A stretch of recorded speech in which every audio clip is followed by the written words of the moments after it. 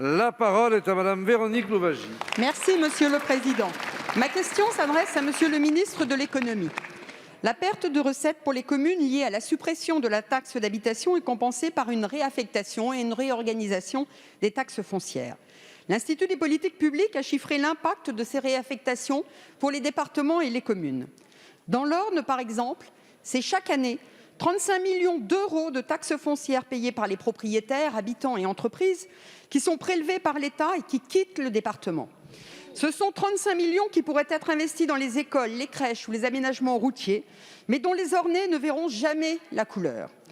Dans la ville où j'habite à l'Aigle, ce sont 158 euros de taxes foncières par habitant qui ne resteront pas sur la commune. Ainsi, Monsieur le ministre, avec ces compensations injustes et totalement contraires au bon sens, le gouvernement a réussi à cumuler toutes les aberrations. Vous avez réussi à transformer un impôt local en un impôt national, puisqu'en ne maintenant pas sur la commune la taxe foncière, vous l'avez nationalisée. Vous avez réussi à mettre en place une péréquation totalement contradictoire et profondément injuste. C'est Robin des Bois à l'envers, puisque vous prélevez la taxe foncière des territoires pauvres, ruraux et peu peuplés pour la verser à des territoires urbains plus riches et plus peuplés. Enfin, vous avez réussi à dissuader les communes d'engager de nouvelles constructions, puisqu'elles devront réaliser à leurs frais de nouvelles infrastructures communales sans bénéficier du surcroît de taxes foncières liées aux nouveaux logements. C'est le dynamisme des communes rurales que vous sacrifiez. Monsieur le ministre, vous êtes en train d'en finir avec l'autonomie fiscale des communes de France. Jamais un gouvernement n'aura été aussi recentralisateur que le vôtre. Comment peut-on admettre que la finalité locale des taxes foncières soit ainsi détournée? Comment peut-on admettre une telle péréquation au détriment des territoires les moins peuplés? Merci Madame la députée. La parole est à Monsieur Alain Griset, ministre délégué chargé des petites et moyennes entreprises.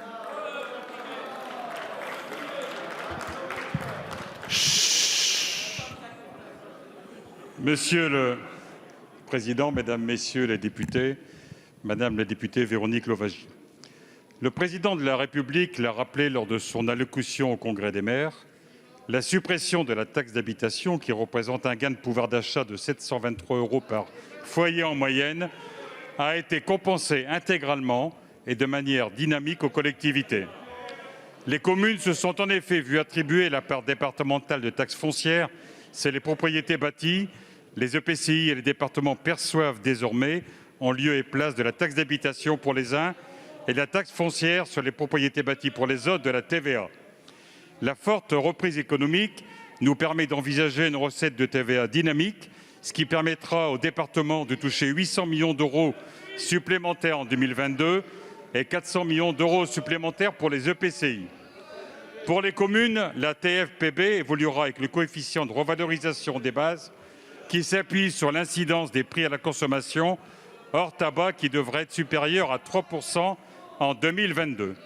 Dans le même temps, les communes conservent leur pouvoir de taux sur la taxe d'habitation, sur les résidences secondaires et sur la TFPB. Elles l'ont conservé depuis 2020. Parallèlement, les communes et les EPCI ont conservé leur pouvoir d'exonération de taxe d'habitation sur les résidences secondaires. Dans les zones tendues, les communes peuvent majorer la taxe d'habitation sur les résidences secondaires de 5 à 60 %. C'est une décision des élus locaux qu'ils conservent pour faire face à la pression foncière. Et donc, par conséquent, en conclusion, permettez-moi de rappeler que le gouvernement a tenu ses engagements en matière de compensation intégrale et dynamique. Merci, Monsieur le ministre. Madame la députée. Monsieur le ministre, vous n'avez pas répondu à la question de la renonciation à la solidarité territoriale, et ça, c'est relativement grave.